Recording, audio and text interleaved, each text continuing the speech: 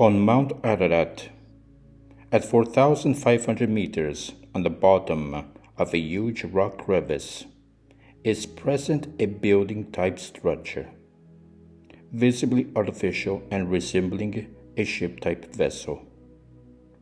From part 2 of the study on the ship's measures, there is a mystery about this ship, the mystery of its measures, which are not those measures we read in Genesis chapter 6 verse 15, and not slight differences between which cubit measuring was used to build the ship, but enormous differences as to seriously doubt if this ship is Noah's Ark. The length, which is supposed to be 144 meters length, is at least 230 meters length. And there could still be pieces of this ship still buried in the ice, both at 4,800 meters and 4,500 meters, that could have that length even greater. The width, which is supposed to be 24 meters wide, there are widths of between 20 and 24 meters. Those missing few meters on its right side hull could be that debris at 4,600 meters. But the enormity and size of that debris field could reveal that the ship in its width was much greater than 24 meters, and much of that debris appears to be from that oblong-shaped, box-type structure that makes about 70% of the ship. Its height is supposed to be 14 meters tall. From its rear area that appears to be the less damaged and the most free of ice to take measures, the height is 35 meters, and that's more than twice its height from that 14 meters in Genesis chapter 6 verse 15.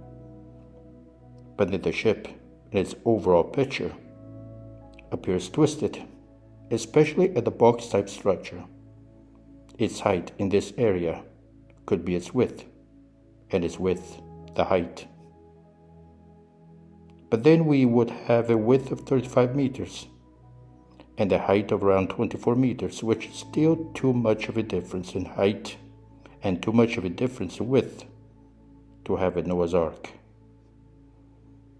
A 35 meters width of the oblong box type building could reveal that something over 10 meters of the ship's width is that debris at 4,600 meters. But there are areas of that oblong type structure that are only 5 meters width, and this could mean up to 30 meters of the ship's width is in that debris at 4,600 meters. This detached section appears to have the measures in height and width of verse 15, from what everyone till this day are understanding of verse 15. But only this detached section of the ship, because other areas have different heights and widths, and not just because of they in that debris at 4,600 meters. The ship has multiple heights and widths, even when there is no damage. Is this ship Noah's Ark? When it comes to the measures in both length, width, and height, and what just about everyone till this day has understood of verse 15 in its measures, no, it is not. Unless almost everyone is confusing those measures in verse 15 to be the ship's entire measures. Genesis chapter 6 KJV, verse 15, and this is the fashion which thou shalt make it of. The length of the ark shall be 300 cubits, the breadth of it 50 cubits, and the height of it 30 cubits. In fact, the mystery is not the ship's enormous size, almost twice the size of those measures we read in verse 15. The mystery is in verse 15. Verse 15, and this is the fashion which thou shalt make it of. What is that fashion? I checked the KJV Bible Dictionary of the meaning of fashion, and this is what came out. The following are only a few of the meanings of fashion. The make or form of anything, the state of anything with regard to its external appearance, shape, as the fashion of the ark, or of the tabernacle. Form, model, to be imitated, pattern. The form of a garment, the cut or shape of clothes, as the fashion of a coat or of a bonnet, hence. The prevailing mode of dress or ornament. We import fashions from England, as the English often import them from France. What's so changeable as fashion? Manner, sort, way, mode, applied to actions or behavior. Genesis chapter 6 KJV, and this is the fashion which thou shalt make it of. The length of the ark shall be 300 cubits, the breadth of it 50 cubits, and the height of it 30 cubits. Those measures we read in verse 15 are not that of the ship from one end to the other, side to side, and bottom to top. Those measures in Genesis chapter 6 verse 15 are the cut of this ship.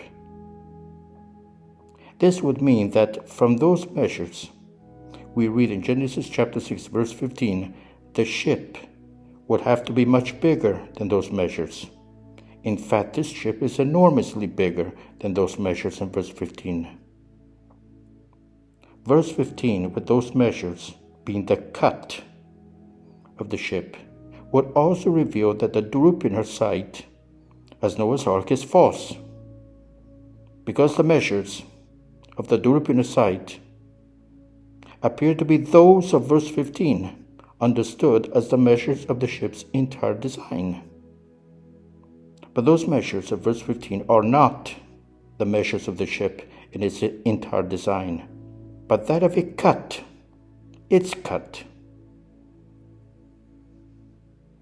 Meaning that the ship at 4,500 meters on Mount Ararat, with its front side at 4,800 meters, is Noah's Ark. But why the cut? Genesis chapter 6 KJV, verse 19, and of every living thing of all flesh, 2 of every sort, shalt thou bring into the ark, to keep them alive. With thee they shall be male and female.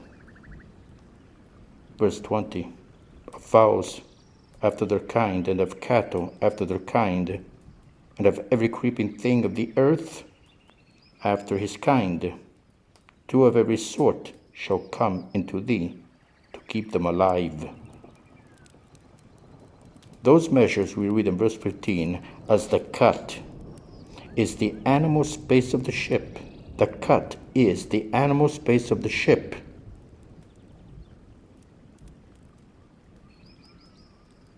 And all that extra space, which is something like half the ship. Genesis chapter 6 KJV verse 21. And take thou unto thee of all food that is eaten, and thou shalt gather it to thee, and it shall be for food for thee and for them. Storage rooms.